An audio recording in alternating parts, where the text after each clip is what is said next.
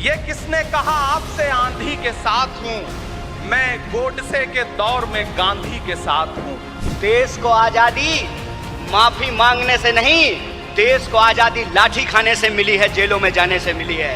मैं कांग्रेस का अदना सा एक वो सिपाही हूं जिसकी जड़ें जाकर के महात्मा गांधी से मिलती हैं और जिसके कदम जाकर के राहुल गांधी से मिलते हैं। मैं सौभाग्यशाली हूं कि मैं कांग्रेस पार्टी का एक अदना सा सिपाही हूं।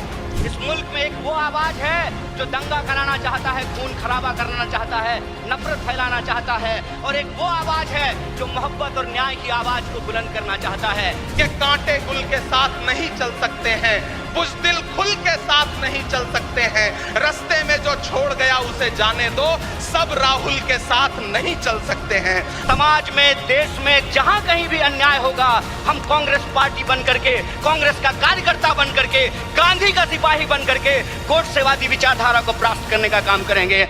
ये किसने कहा आपसे आंधी के साथ हूं, ये किसने कहा आपसे आंधी के साथ हूं, मैं गोडसे के दौर में गांधी के साथ हूं।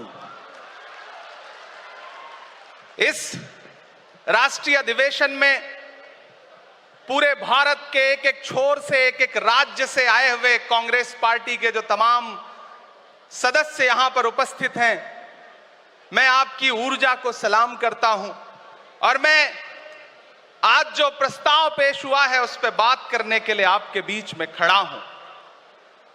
एक ऐसा मुश्किल दौर है जब सत्ता में बैठे हुए सत्ताधीशों ने नफरत को अपना परमानेंट हथियार बना लिया हो।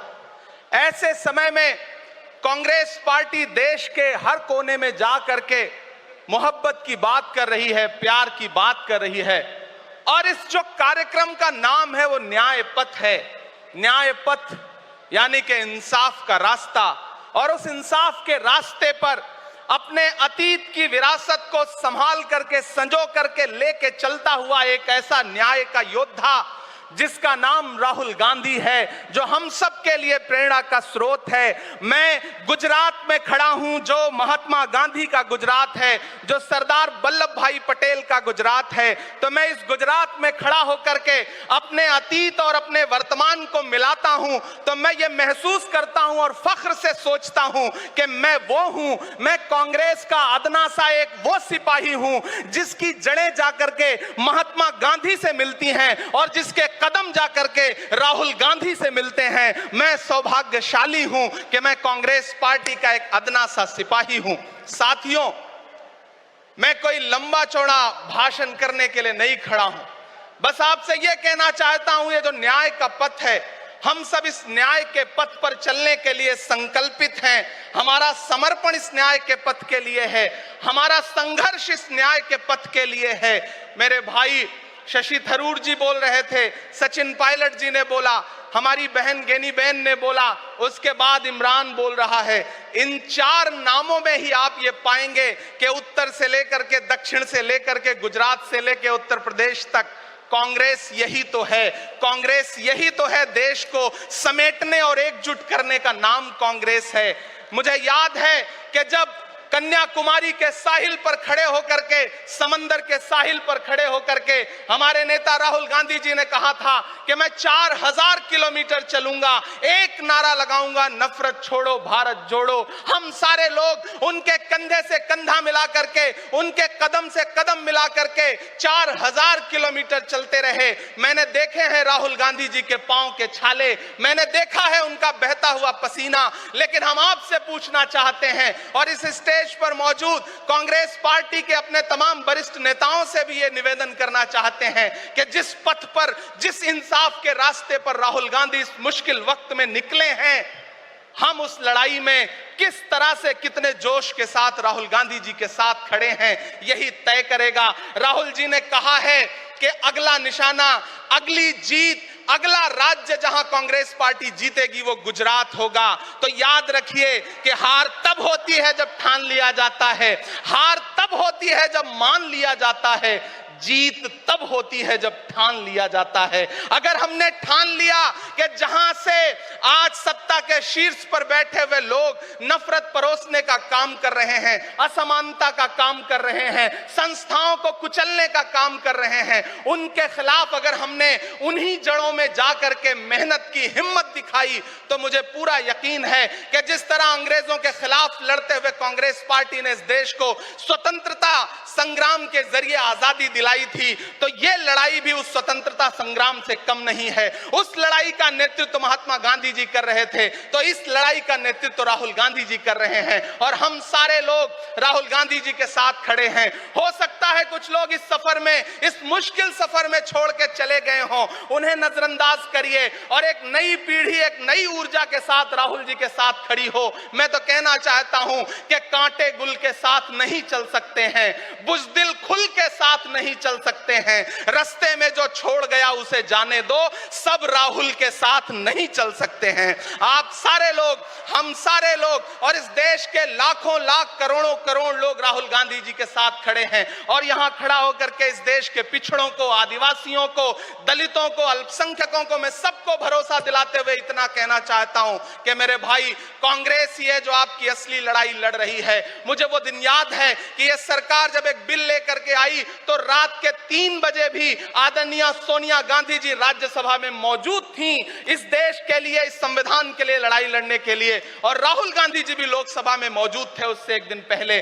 जिस संजीदगी के साथ वो लड़ाई लड़ रहे हैं, हम सारे लोग उनके साथ खड़े हैं। और मैं ज्यादा भाषण नहीं करूंगा, जाते जाते बस आपसे इतना कह के जाना चाहता हूं साथियों कि यह न्याय का पथ और एक छोटी सी कविता, और उस कविता का जो शीर्षक है, उस कविता का जो हीरो है वो मंच पे मौजूद है। मैं चाहता हूं पीछे तक एक बार दोनों हाथ उठा करके तालियां बजाएं। मैं अगले 1 मिनट के कविता सुना करके यहां से आपसे विदा लूंगा। कन्याकुमारी से जो सफर शुरू हुआ था वो अहमदाबाद तक लगातार जारी है और आगे भी जारी रहेगा। और कल ही राहुल जी परसों बिहार से लौटे हैं, तब यह कविता मैं सुनाता हूं कि उदास मौसम बदल रहा है, उदास मौसम बदल रहा है, धुएं का पर्वत पिघल रहा है, दिलों में लावा उबल रहा है। सुबह सुबह जब हुजूम लेकर सफर पे निकले तो यूं लगे है कि जैसे सूरज निकल रहा है। वो चल रहा है, वो चल रहा है। वो कह रहा है कि नफरतों से जो दिल है टूटे मैं जोड़ दूंगा। एक नारा नफरत छोड़ो भारत जोड़ो, एक नारा नफरत के बाजार में मोहब्बत की दुकान खोल ली है। वो कह रहा है कि नफरतों से जो दिल है टूटे मैं जोड़ दूंगा। वो कह रहा है हर एक दरिया, हर एक तूफान को मोड़ दूंगा। सुनो सितमगर, न समझो डर कर मैं अपने लोगों को छोड़ दूंगा। सितम की गर्दन मरोड़ दूंगा। सितमगरों की हर एक ख्वाहिश, हर एक साजिश कुचल रहा है। वो चल रहा है, वो चल रहा है। अंतिम पंक्तियां पढ़ता हूं कि जमाने भर की तमाम माओं ने हाथ उठाकर दुआएं दी हैं। जमाने भर की तमाम माओं ने हाथ उठाकर दुआएं दी हैं। तमाम बच्चों ने इस तपस्वी का माथा चूमा, बलाएं ली हैं। जो नफरतों का जहर भरा है, ये बन के शंकर निगल रहा है। वो चल रहा है, वो चल रहा है। मोहब्बतों की किताब लेकर, लबों पे अपने गुलाब लेकर, मोहब्बतों की किताब लेकर, लबों पे अपने गुलाब लेकर, सुनहरे रंगों का ख्वाब लेकर वो आया है इंकलाब लेकर। बलाएं रास्ता बदल रही हैं, फजाएं खुशबू में ढल रही हैं। ये नफरतों का निजाम बदले, हिकारतों का कलाम बदले। अगर ये रहबर नहीं बदलते तो अपना लहजा अवाम बदले। अंधेरे बेचैन दिख रहे हैं, कोई जो है इस अंधेरी शब में मशाल की तरह जल रहा है। वो चल रहा है, वो चल रहा है, वो चल रहा है। बहुत बहुत आप सबको धन्यवाद दूंगा।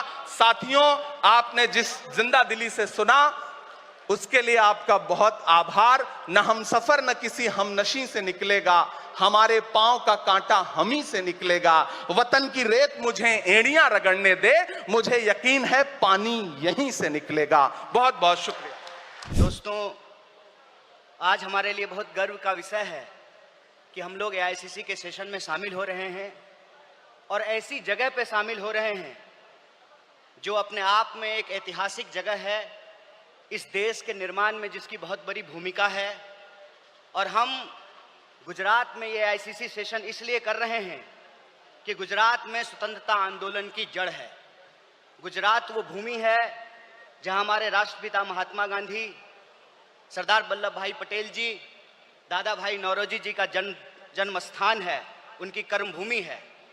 तो जब यहाँ पे आईसीसी सेशन हो रहा है तो हमारा उद्देश्य यही है कि हम अपनी जड़ में जाएं, अपने जड़ को मजबूत करें, क्योंकि हमारे सामने एक बहुत बड़ी चुनौती है। चुनौती ये है कि हम आज़ादी के आंदोलन में शामिल हुए, देश को आज़ादी मिली और आज़ाद भारत के निर्माण में कांग्रेस पार्टी ने बहुत बड़ी भूमिका निभाई। पहले हमारी जिम्मेवारी देश को चलाने की थी, आज हमारी जिम्मेवारी देश को बचाने की है। यह भूमिका हमको अपने आप में समझनी पड़ेगी। देश को चलाने की जिम्मेवारी ऐसे थी कि देश आजाद हुआ, देश का संविधान बना और उस संविधान के आधार पर भारतीय लोकतंत्र फलना फूलना शुरू किया। कुछ दशकों के बाद कुछ ऐसी शक्तियां आज सत्ता पर काबिज हुई है जिन्होंने आजादी के आंदोलन में हिस्सा नहीं लिया। इसीलिए मैं बार बार कहता हूं, देश को आजादी माफी मांगने से नहीं, देश को आजादी लाठी खाने से मिली है, जेलों में जाने से मिली है। यह जो आजादी मिली है, इस आजादी को जो लोग मानते नहीं हैं, कहते हैं ना, जिन्होंने अपना खून पसीना नहीं बनाया हो घर को बनाने में, उनको घर की बचाने की कोई जद्दोजहद नहीं होती है। घर को जब बिगड़ रहा हो तो उनको कोई तकलीफ नहीं होती है। जो संविधान को बनाए हैं वही संविधान को बचाना चाहते हैं, जो आजादी दिलाए हैं वही आजादी को बचाना चाहते हैं, जो देश को बनाए हैं उन्हीं को देश को बचाना पड़ेगा। बताइए, कांग्रेस पार्टी का एक एक कार्यकर्ता जो देश की आजादी पर गर्व करता है, देश के स्वतंत्रता आंदोलन पर गर्व करता है, उस आजादी को बचाने के लिए आप संघर्ष करेंगे कि नहीं करेंगे?